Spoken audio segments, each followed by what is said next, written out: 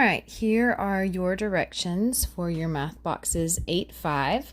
Okay, there's not one that is like this, so let's go over these directions. All right, so here you are going to complete each row. They give you the first fraction, and you're going to make an equivalent fraction. So here's the thing.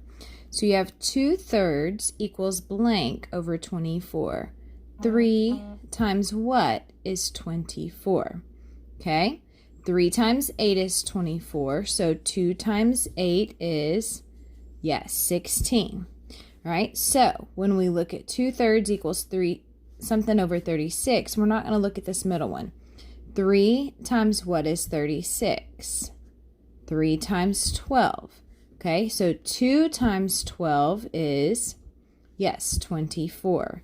Okay, so when you're doing these fractions, you're going to start with the one they give you and find the one in the middle.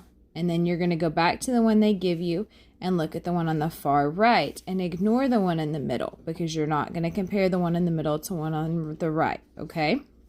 If you have any questions about that, let me know. All right, then you're going to write true or false for each number sentence. You're going to need some scratch paper, and you're going to need to work these out. Remember, please excuse my dear Aunt Sally. You cannot use a calculator for this. I want you to work it out on your own. I do not want you writing T or F. I want you to write true or false, just like the directions tell you. All right, now let's look at the grid. Okay, so you're going to use this grid to help you answer these questions. All right, you'll notice this has letters at the bottoms in the gaps and numbers going up the side in the gaps, okay? It says, use the grid on the right to locate the following objects on the map. The first one has been done for you. So we're looking for the 5th grader, which is going to be the person. There's only one person on the map. Notice that they put the letter first and then number second.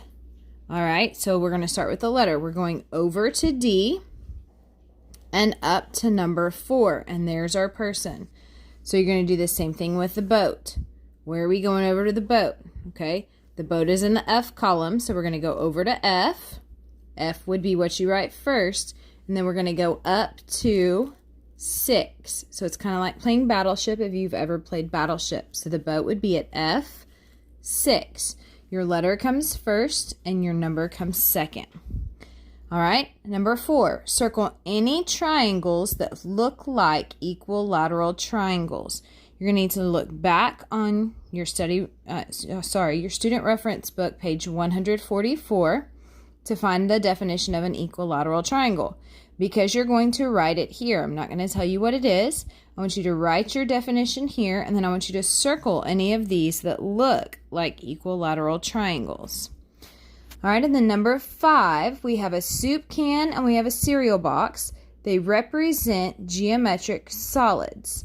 Okay, so you need to name each of these solids. You're going to need to look on these pages to help you with this, because this is something we would work on in the next unit. We haven't gotten to this, so you need to look in your student reference book on page 147 to 149. These are 3D shapes, okay, which are geometric solids.